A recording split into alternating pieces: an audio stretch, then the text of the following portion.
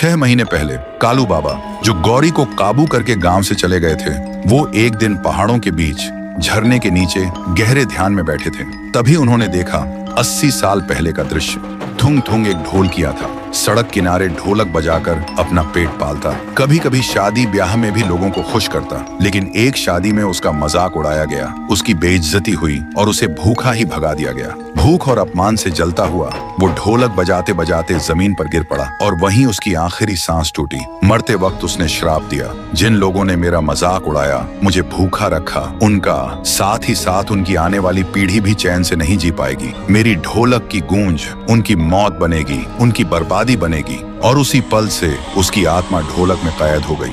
ये दृश्य देखते ही कालू बाबा सन्न रह गए। वो तुरंत एक चमकते हुए हथियार लेकर गांव पहुंचे और देखा लोग थुंग थुंग के डर से रो रहे थे। कालू बाबा ने पूरा सच बताया। गांव वाले रोते हुए बोले, हमारा क्या कसूर है बाबा, ये तो हमारे पुरखों ने किया था। और सब गिड़गिड़ाए, बाबा आप ही कुछ कीजिए, नहीं तो इस बार थुंग थुंग हम सबको खत्म कर देगा। फिर रात को कुछ गांव वाले हिम्मत करके चौक में खड़े हुए और कुछ ही देर में थुंग थुंग सैकड़ों आत्माओं और ढोलक की गूंज के साथ आता है। सब लोग घुटनों के बल गिर पड़े और चिल्लाए, माफ कर दो, ये पाप हमारा नहीं, हमारे पुरखों का था। थुंग थुंग गरजा, बहुत देर हो चुकी है। और उसी पल गांव के लोग एक एक करके हवा में उठ गए। अगले ही पल जोर से जमीन पर पटक दिए गए और सब वहीं मर गए। उधर कालू बाबा गौरी के घर पहुंचे। उन्होंने देखा गौरी के कमरे में ढोलक अपने आप बज रही थी। कालू बाबा तुरंत चमकते हथियार से ढोलक पर वार करने लगे। तभी थुंग थुंग चीख उठा, नहीं, ये मेरी जान है। और कुछ ही पलों में ढोलक टुकड़ों में बिखर गई। आसमान लाल हो गया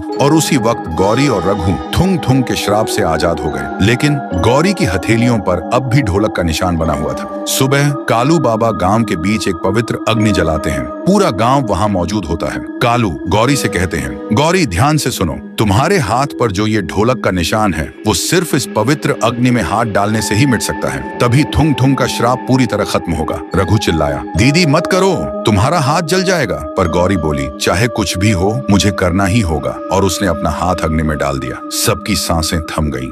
लेकिन जब गौरी ने हाथ निकाला तो देखा उसके हाथ को कुछ भी नहीं हुआ और ढोलक का निशान भी मिट चुका था। तभी अचानक अग्नि भड़क उठती है और उसी आग से थुंग थुंग का रूप बनता है। उसके हाथों में वही ढोलक आ जाती है और वो बजाने लगता है इतनी तेजी से कि पूरा गांव कांप उठता है और अगले ही पल आसमान का लाल रंग मिट जाता है। देखते ही देखते सब कुछ खामोश हो गया और तब से गांव वाले सुकून और खुशी से रहने लगे। लेकिन कभी कभी बहुत गहरी रात में हवा के साथ एक धीमी सी आवाज सुनाई देती है, शायद याद दिलाने के लिए कि अपमान और भूख से मरी आत्मा कभी चैन से नहीं सोती।